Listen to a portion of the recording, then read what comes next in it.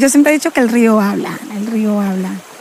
Por ejemplo, yo digo, usted no ha notado, y siempre le digo cuando estamos en el mar o que estamos acá, le digo, usted no ha notado que todo lo que usted le tiran al río, el río se lo regresa.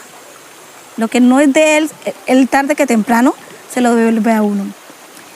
Y el río siempre nos está diciendo qué está pasando. Siempre nos está diciendo qué está pasando. Y siempre nos está diciendo, préstame atención que algo pasa en el territorio o algo me está pasando.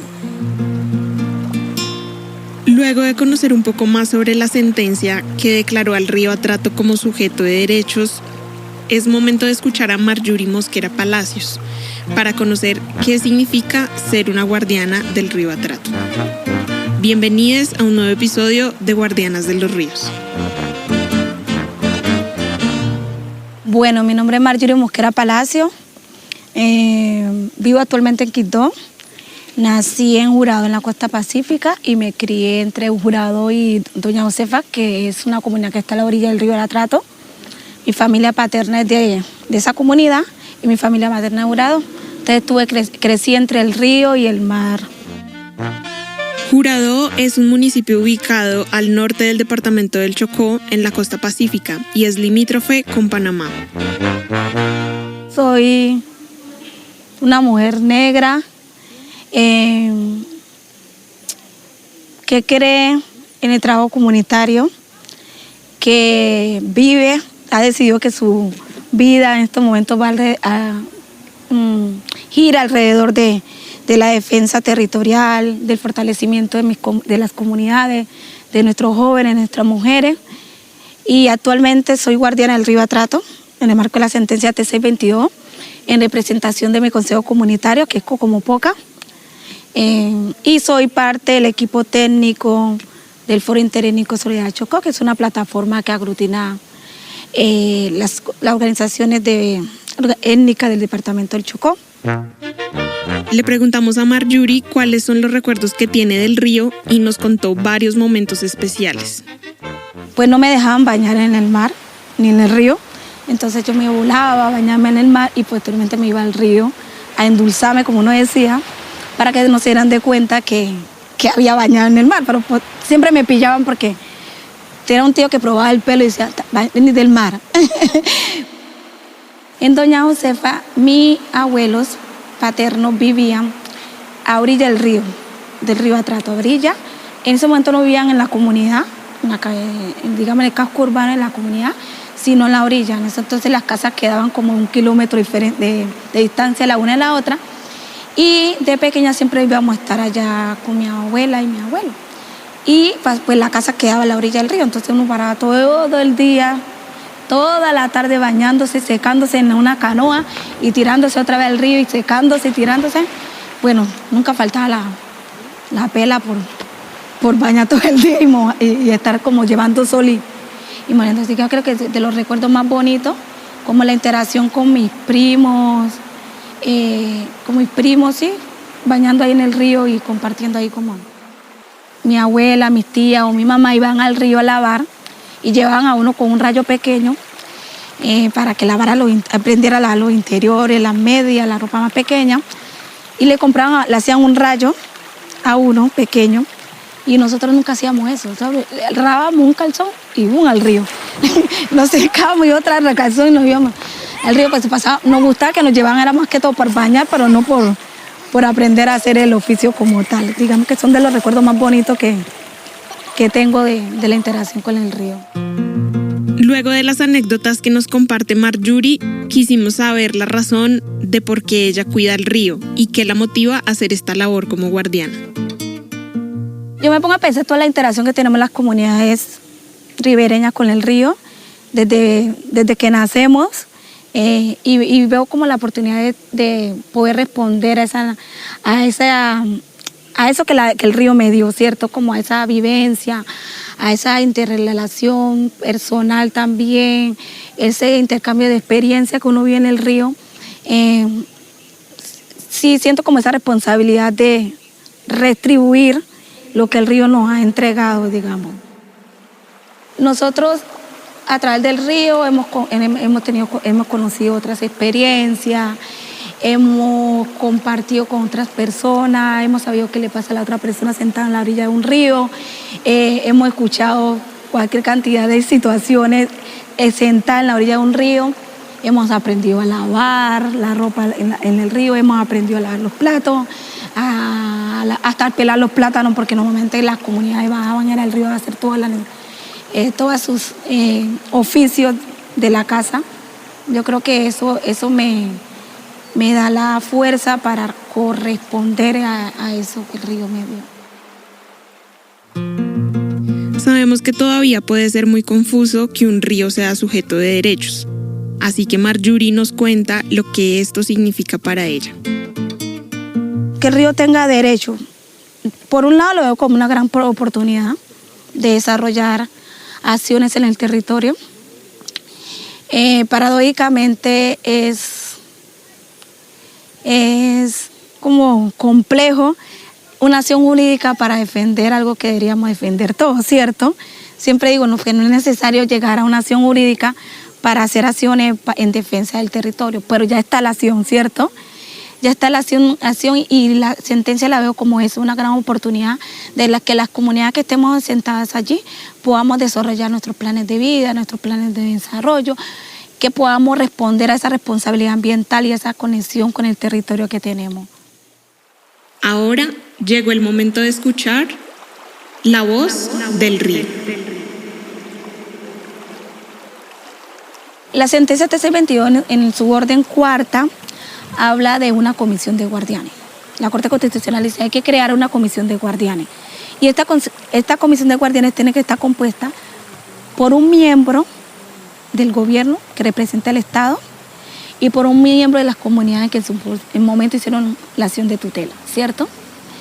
Cuando nosotros leímos la sentencia, analizamos y decíamos, pero una persona porque la función del guardián es velar, hacer veeduría, seguimiento, ser el puente articulador entre la institucionalidad y las comunidades. Decíamos una sola persona para encargarse de eso. El territorio es tan amplio, la cuenca del Atrato tiene aproximadamente 750 kilómetros, es muy compleja, muy diferente el Carmen del Atrato, al Abagadó, al Medio Atrato, al Bajo Atrato. Y digamos que en esa dinámica de poder analizar eso, nosotros como comunidad, como organizaciones que te pusimos la tutela en su momento, dijimos, vamos a hacer la estrategia de la autonomía y vamos a crear mejor un cuerpo colegiado de guardianes. Y un cuerpo colegiado de guardianes que siempre he dicho, responde a uno, o sea, es uno en sí. Yo siempre digo, es un cuerpo que tiene manos, que tiene pies, que tiene cabeza, pero en sí es un solo ser. Y a partir de ahí definimos cómo se iban a elegir los guardianes. Entonces, los guardianes es responsabilidad de cada una de las organizaciones que están ahí dentro del cuerpo colegiado de guardianes, que somos 7. Entonces, en la organización, su junta directiva, o en asamblea, o en reunión de junta, designa quiénes serían su guardián. Y a través de un acta, la transmitía al FIS, que es la Secretaría Técnica de Guardianes, Marjorie Mosquera Palacio va a ser la guardiana en representación del Consejo Comunitario. Y esta comisión de guardianes, que la componen los 14 guardianes, hombres y mujeres, por las comunidades, y el Ministerio de Ambiente, que es el guardián por el Estado, está amparado a una resolución del Ministerio de Ambiente, que se llama la resolución 0907 del 2018. Entonces estamos amparados por una resolución, pero la designación del guardián lo define cada organización en su territorio.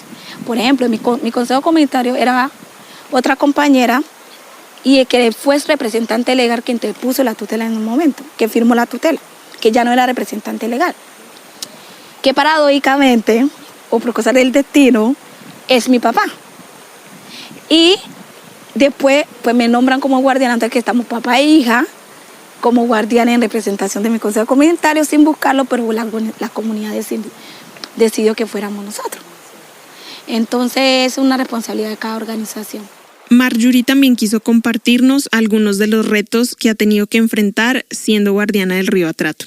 Han habido demasiados comentarios, rumores, que los guardianes les pagan, 5 millones, que le pagan 4 millones, que...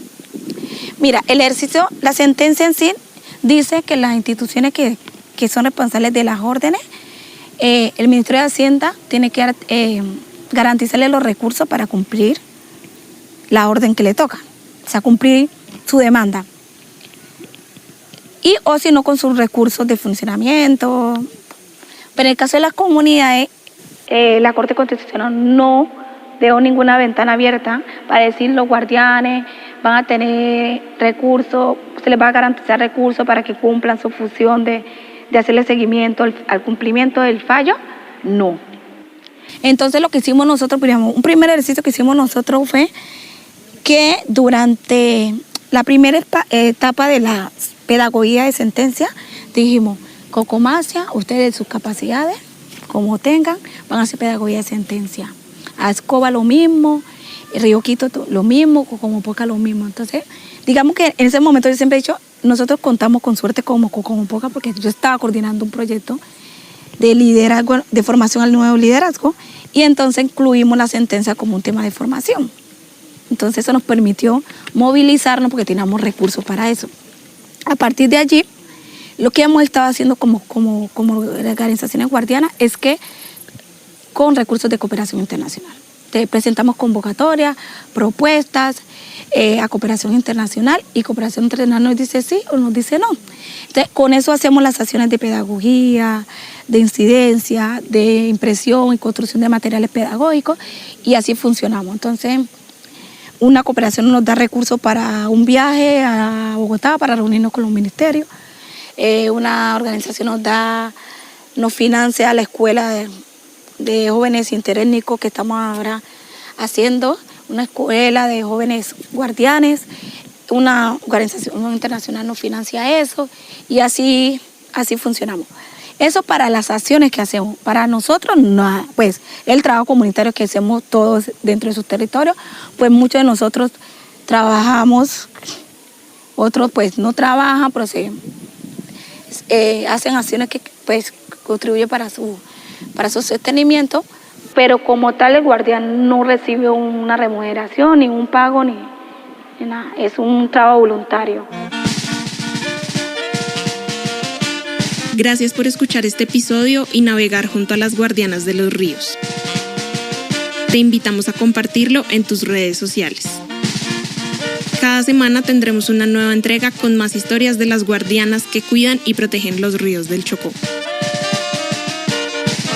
Guardianas de los Ríos es una idea de Skylight en alianza con Pacífico Task Force y el Centro de Estudios Afrodiaspóricos, CEAF. Está inspirada en el eje estratégico Ríos con Derechos de Pacífico Task Force y hace parte de la 4ª edición de Narremos la Utopía, una iniciativa del Inspiratorio. La investigación de este episodio estuvo a cargo de Jenny Cuesta Mena, Vanessa Cuervo Forero, Estefanía Villadíaz, Valentina Vargas Sosa y Gustavo Hincapié. La grabación por Jenny Cuesta Mena, Lucely Rivas Espinosa y Sandra Palacios Moreno. La edición y diseño sonoro por Camilo Velázquez Vallejo y en los libretos y producción quien les habla, Estefanía Villadíaz. La música de Guardianas de los Ríos es producida por Camilo Velázquez Vallejo, interpretada por Sebastián Rosso en el bombardino, Juan David Castro en saxofones y clarinetes y Alfredo Lomanto Brujés en las percusiones. Nos escuchamos en el próximo episodio de Guardianas de los Ríos.